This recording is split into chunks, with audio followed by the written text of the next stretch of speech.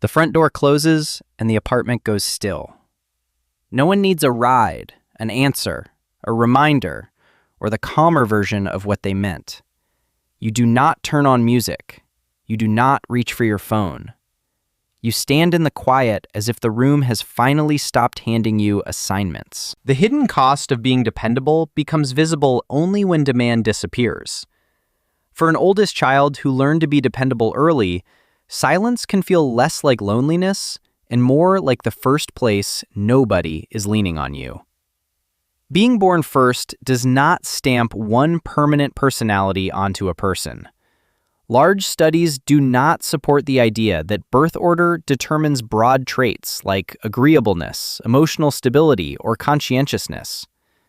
Two oldest children can grow up in entirely different emotional climates. What matters here is not the number beside your name.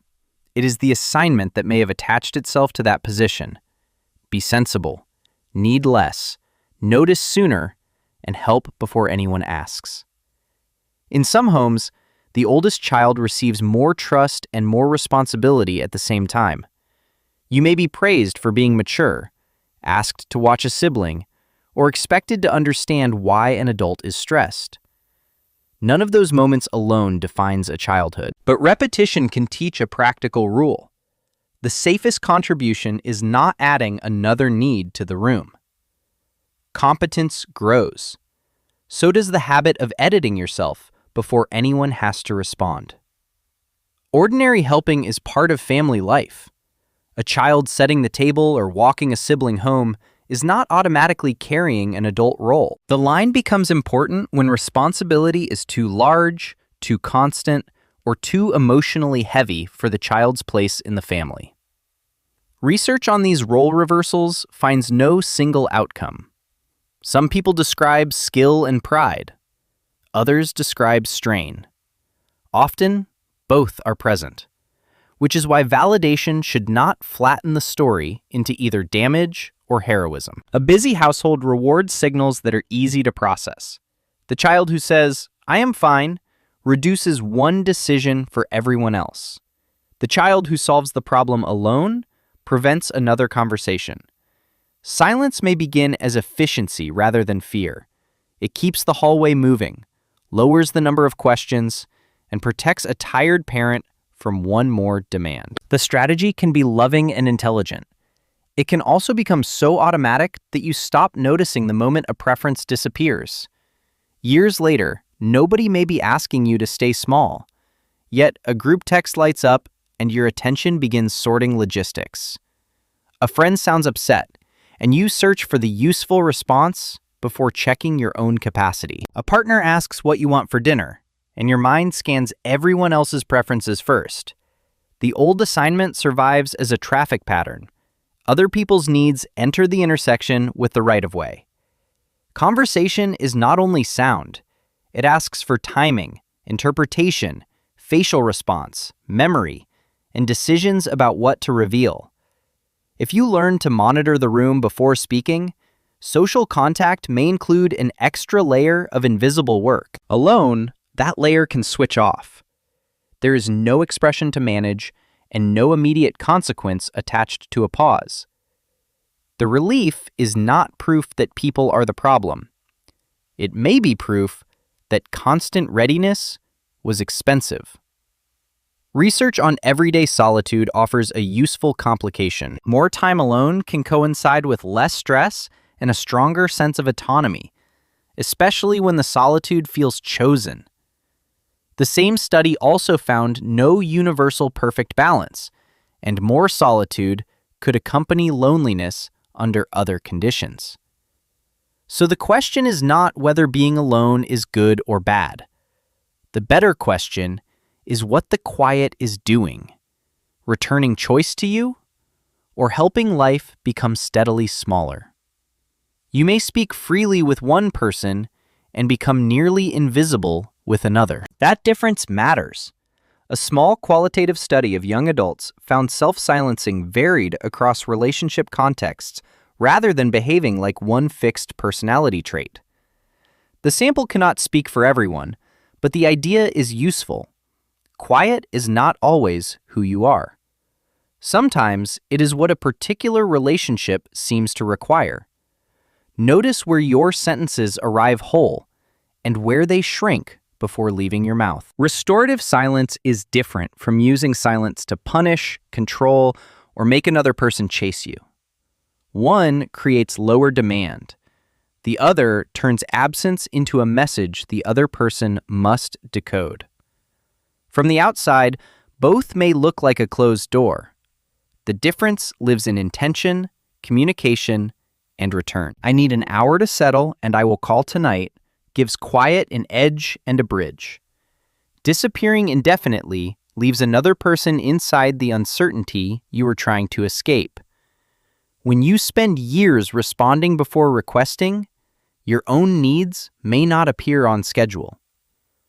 During the visit, you genuinely think you are fine. In the car, irritation surfaces. At home, hunger, fatigue, and disappointment line up all at once.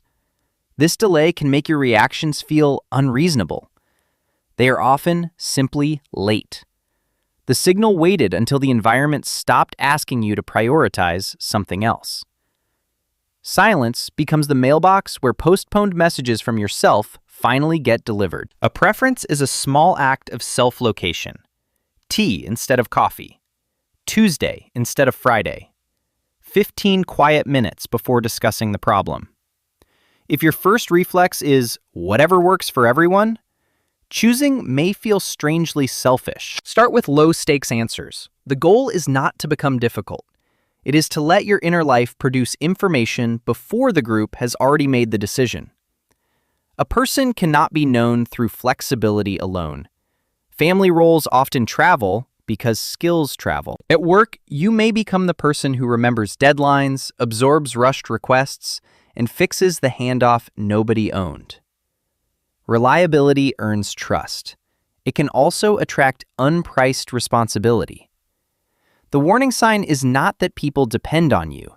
It is that dependence keeps expanding while your ability to decline keeps shrinking. Then, the quiet evening must repair a day built around everyone else's unfinished edges.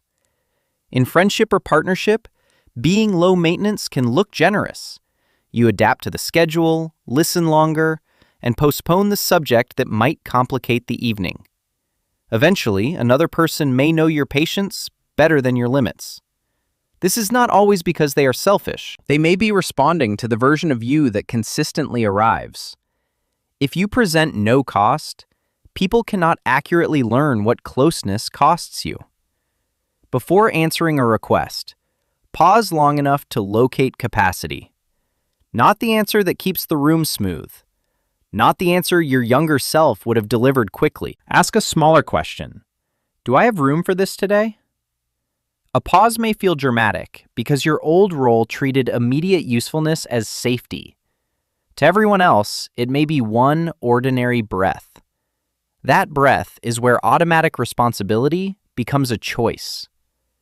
You do not need a courtroom speech to prove that you are tired. Try a sentence small enough to use before resentment writes a larger one. I cannot handle that tonight. I need some quiet before we decide. I can help with one part, not all of it. These statements do not accuse anyone of ruining your childhood. They report present capacity.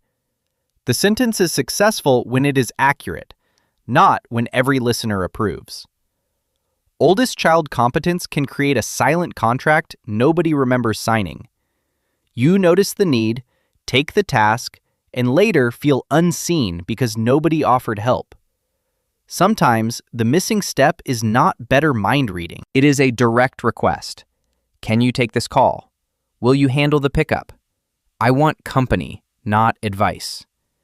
Asking gives another person a real chance to respond. It also reveals which relationships can make room for you and which only enjoy your usefulness.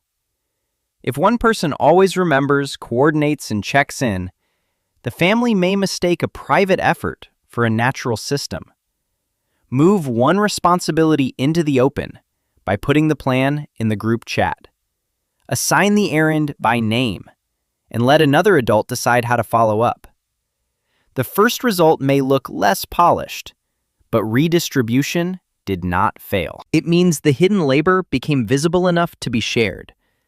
And shared systems often look clumsy before they become normal. Quiet works better as scheduled maintenance than emergency disappearance. Protect a short landing period after a crowded day. Leave one weekend block unclaimed. Tell the people close to you what the time is for and when you expect to return. Planned solitude removes some of the guilt because it is no longer a verdict on the relationship. It becomes a known rhythm that helps you re-enter with more honest attention. An empty room is not automatically restorative. If you spend the entire hour solving family problems in your head, scrolling through demands, or rehearsing the perfect explanation, the assignment is still active. Choose one activity with no audience and no improvement score. Sit near a window. Cook something simple. Walk without composing a reply. The point is not productivity. It is experiencing time that does not need to become useful to someone else. Someone may be inconvenienced when the dependable person stops being instantly available.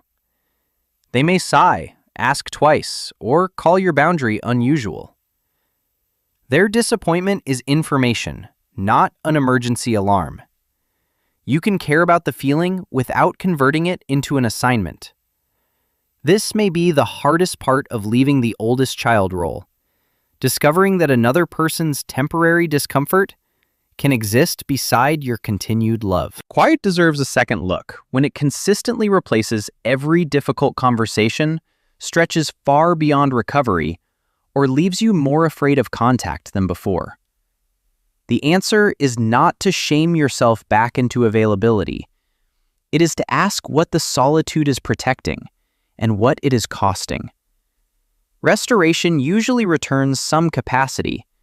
Hiding keeps requiring a larger perimeter. If life keeps narrowing, support from a trusted person or qualified professional may help you examine the pattern safely. A good boundary includes re-entry when connection still matters. Send the message you said you would send. Come back after the pause, without apologizing for having needed it. Share one thing you discovered while quiet. I was overloaded, not angry. I wanted help, not distance. Returning teaches your nervous system that solitude does not require severing the relationship. It also teaches other people that your closed door can be trusted to open again. The apartment is still quiet, but now the silence means something different. It is not the only room where your needs are allowed to exist. It is where you hear them clearly enough to carry them back into company. You can remain capable without being permanently on call. You can help without anticipating every need. You can love your family without becoming its extra adult forever. The cost was not quiet itself. It was needing quiet as the only escape from responsibility. The deepest rest begins when silence is a choice, not the only place you are free from the role.